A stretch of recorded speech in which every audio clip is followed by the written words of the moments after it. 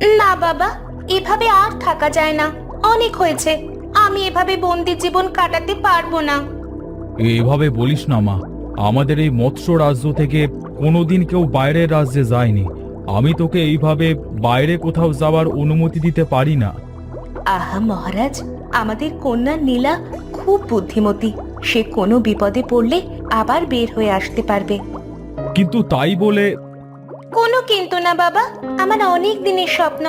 আমার বয়স যখন 18 বছর হবে, তখন আমি দেশ বিদেশ ঘুরে বেড়াবো। আমি কালই বেরিয়ে পড়তে চাই বাবা। তোমরা দুজনেই যখন এতবার বলছো, তখন আমি আর কি বলবো। যা তবে, কিন্তু সাবধানে থাকিস মা, আর যত তাড়াতাড়ি পারিস তত তাড়াতাড়ি ফিরে আসবি।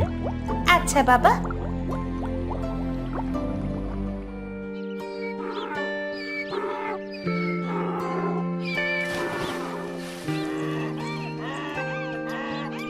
না, আর পারি না বাপু। তোদের দিয়ে আমার কাজের সে অকাজ বেশি হয়, বুঝলি। চেহারাতেও কোনো চকচকানি নেই, তোদের দেখে কেউ কিনতেও চায় না। আর এইদিকে রোজ গান্ডে পিণ্ডে গিলেই চলেছিস। কি হে লাবু মশাই, খবর কি? কে? ও নবীন বাবু। আর কি খবর বলুন। তাই বেচারা গাধাদের উপর চটে আসো কেন হে বাপু? আর বলবেন না, এদের জন্য আমার ব্যবসা লাটে উঠবে মনে হয়। কেন ব্যবসা লাটে উঠবে কেন? দোষ আমার কপালের, বুঝলে। যখনই যে ব্যবসায় করি তাতেই লোকসান। এর আগের বার ভাবলাম মুদির দোকান দেব, সকলে ভালো মানুষ পেয়ে ধার দেনা করে আর মুখ দেখাইনি। তার আগে ভাবলাম সবজি চাষ করব, লাভের চেয়ে লোকসানই বেশি হলো। এবার ভাবলাম গাধা বিক্রি করব, কিন্তু এদের কেউ কিনলো না তো। এই ব্যাপার। তা কাজের কিছু করো, যাতে লাভ বেশি হয়, বুঝলে। কি আর করব? কেন, এই মাছের চাষ করো। মাছের চাষ? হ্যাঁ, এই ব্যবসায় লোকসান নয়, লাভ হবে নিশ্চিত। শোনো কিভাবে করবে, শোনো। সব বুঝলাম। বেশ, তবে এবার মাছ চাষ করব। বেশ, এই যাই গো লাবু মশাই, পরে কথা হবে, কেমন? বেশ, যাও তবে।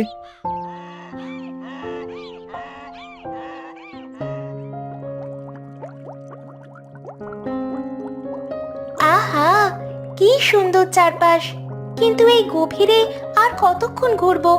যাই, একটু ওপরের দিকটা ঘুরে আসি। কিন্তু এভাবে যাওয়া যাবে না, আমি বরং একটা মাছের রূপ নিই।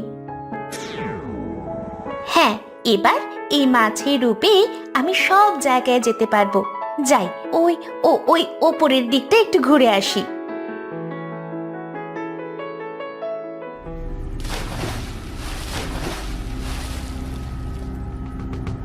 কি ব্যাপার, জালটা এত ভারী লাগছে কেন? হে, মনে হয় তোমার জালে আজ বেশ বড় সড়ো মাছ ধরা পড়েছে ভায়া। টানো টানো টানো। হ্যাঁ, টানছি টানছি, এই দিলাম টান। এই ছাড়ো, কে আছো? বাঁচাও! আরে সাবাস, কি সুন্দর মাছ। হ্যাঁ, এটাকে বেশ চওড়া দামে বেচা যাবে। তোমার তো আজ সোনায় সোহাগা হয়ে গেল গো ভায়া।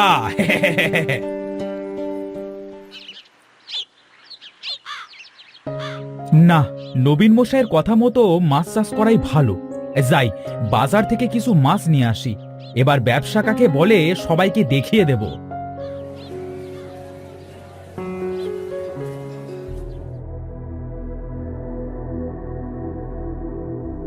এই, তোমার কাছে মাছ হবে চাষ করবার জন্য? না বাবু, চাষ করবার মতো তো বড় মাছ নেই, তবে এই ডিমওয়ালা মাছ আছে, এই দেখুন না। না, ছোট ছোট অনেক মাছ কেনার চেয়ে আমি বরং কয়েকটা ডিমওয়ালা মাছই কিনে নিয়ে যাই। হ্যাঁ, সেই ডিম থেকে অনেক অনেক বাচ্চা হবে। কি ভাবছেন বাবু, মাছ কি কিনবেন না? আরে না না, কিনবো কিনবো, নিশ্চয়ই কিনবো। তা ডিমওয়ালা মাছের কথা বলছিলে না? কই দেখি, তোমার সেই সব মাছ দেখাও তো। এই দেখুন কত মাছ, এইগুলোর পেটে অনেকটা ডিম হবে বই কি।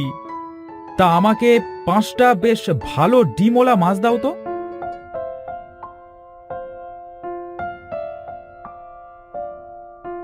এই নিন, এই 5টা মাছ।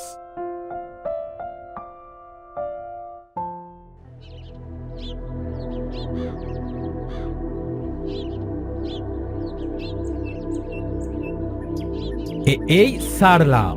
এই তোরা এখন থেকে এখানেই থাকবি, বুঝলি? তারপর তোদের ছোট ছোট ডিম ফুটে বাচ্চা হলে সেই সব বাচ্চায় আমার এই ছোট্ট পুকুর একদম ভরে উঠবে। হ্যাঁ, কি আনন্দ হবে আমার। হ্যাঁ, থাক, তোরা এখানেই থাক, আমি যাই। এই যে, এই বোকালো, দাঁড়াও। কে রে? হ্যাঁ, বোকালো কে বললি? হ্যাঁ, আমি গো, আমি। কোথায়? কাউকে তো দেখতে পাচ্ছি না।